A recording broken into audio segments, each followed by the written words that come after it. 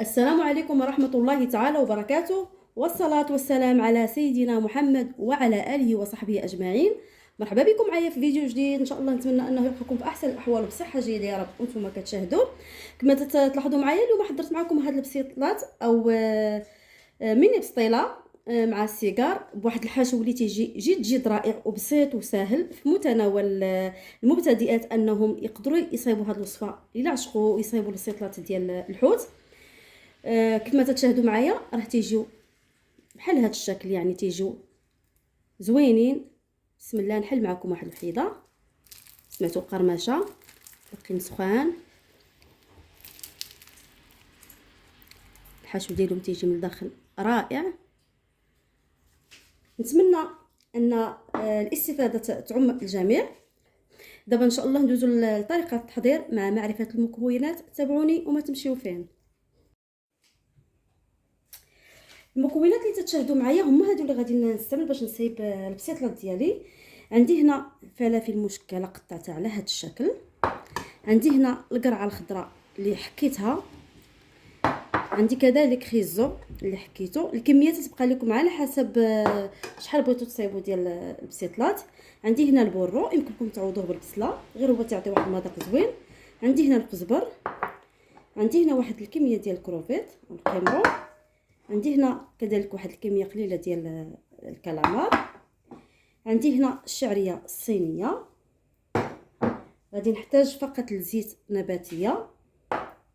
بالنسبه للتوابل غادي نحتاج التحميره، الخرقوم، الملح، ثوم بودره، سكينجبير والابزار. يمكن لكم تستعملوا الهريسه، انا مثلا تنتفاداها. عندي هنا البرقه اللي غادي نستعمل. اول شيء غادي نديروا الماء ديالنا في هذه الشعريه الصينيه. القشور ديال الكروفيت هما اللي غليت في الماء كما غتشاهدوا معايا. القشور غليتهم في الماء حتى تبدل اللون ديال الماء تماما. بسم الله. وغادي نصفيه فوق الشعريه. بسم الله.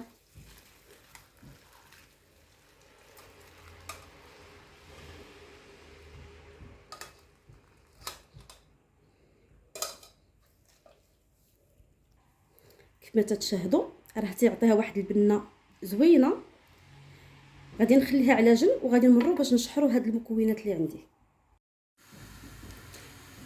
غادي نوضعوا المقله ديالنا بطبيعه الحال فوق النار. بسم الله. غادي نوضعوا واحد الكميه ديال الزيت النباتيه.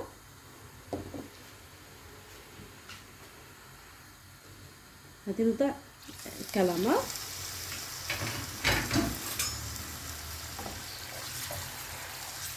الكالامار تتشحروا واحد الشيء. الا خليتو يقطع بزاف راه غادي يولي عاصي.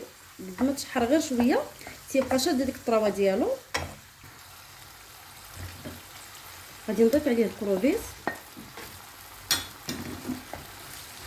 صافي. غادي نخليهم يتشحروا مزيان وندوز باش نشحر المكونات الاخرين. غادي ناخذ مقله اخرى هذه نحولها للطرف الاخر. بسم الله. غادي نضيف الزيت النباتيه. غادي نضيف هاد البورو اللي عندنا.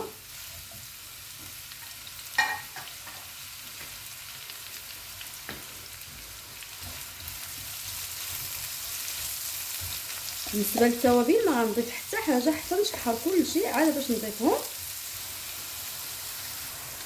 صافي. من بعد ما تيتشحر البورو ديالي تيطبخ بحال هذا الشكل كنزيدو الفلفله. كما تشاهدوا كيكون واحد المنظر ديال الالوان يعني زوين بزاف، حتى الالوان ديال العبدور. دابا غادي نضيف القرعه.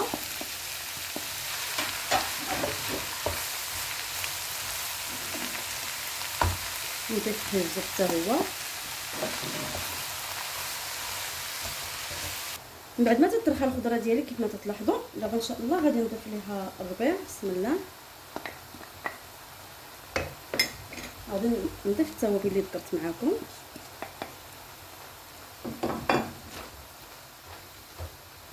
كما تشوفوا راه ناشفه.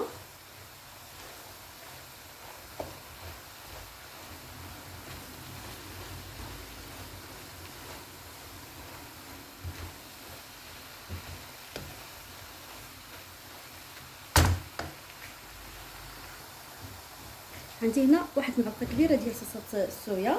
والصوجه هذه تتبقى اختياريه، ما تحطوش معكم في المقادير حيت تتبقى اختياريه، يمكن لكم تستغناو عليها غير تعطيها واحد المذاق زوين. صافي تنبقاو نحركو مزيان. صافي تولي عندنا هاد القوام معلق كما كتلاحظوا، وما كاينش كاع الماء ها كما تشوفوا. هنا هادوك اللي درت هنا الكروفيت مع الكالامار هما حتى هما راه صافي شحروا ليا.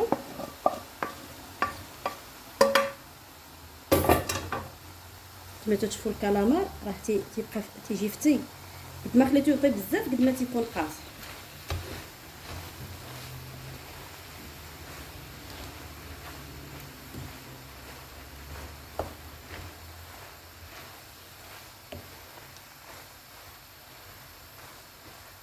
صافي غادي نخليوهم يتشحروا واحد شويه مزيان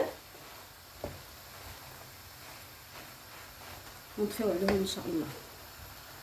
المهم في نفس المقله اللي درت فيها الكروفيت والكالامار درت واحد المعلقه كبيره ديال الزبده. دابا غادي نزيد هاد الشعريه الصينيه ديالي نشحرها مزيان مع هاد الزبده حتى تنشف لي مزيان. هاد الطريقه تعطينا واحد البنه زوينه، يعني كاضافه تتزيدنا واحد البنه مع الخضره ديالنا اللي شحرت معكم.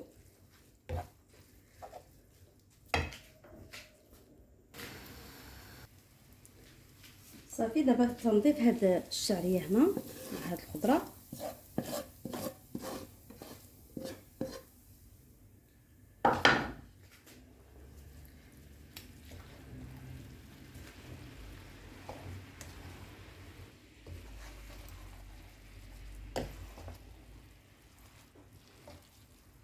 دابا ان شاء الله غادي ناخذ الورقه ديالنا بسم الله. المهم غادي نحلوها ورقه بورقه بسم الله.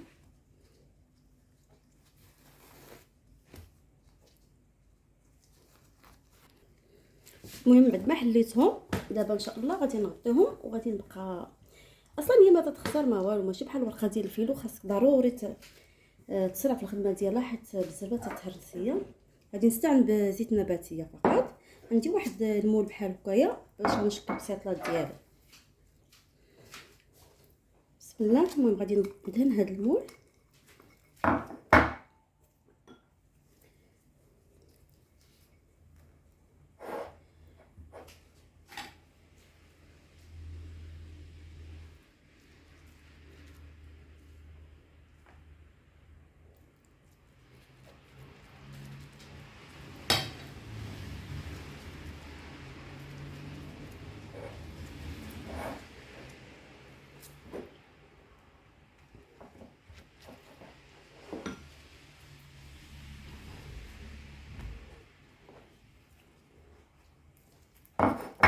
غادي نعاود نضوب الورقه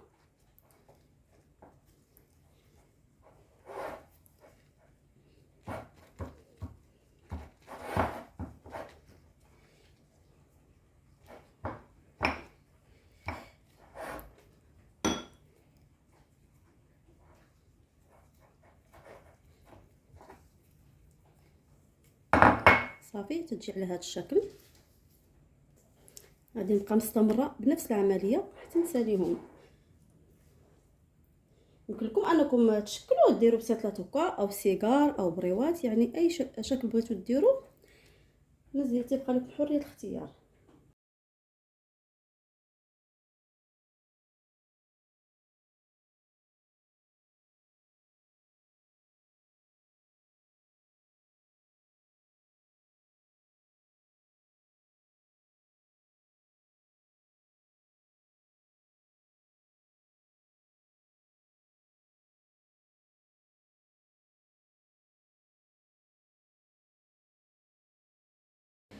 صافي بعد ما ساليت من التشكال ديال البسيطلات ديالي وكذلك صايبت حتى السيجار حتى هو.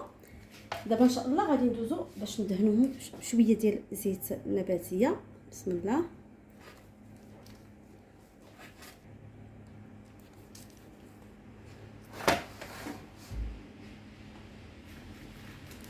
الفران ديالي شعلته على درجه الحراره 200 درجه غادي ندخلهم يطيبوا، هما اصلا بالزربه تيطيبوا.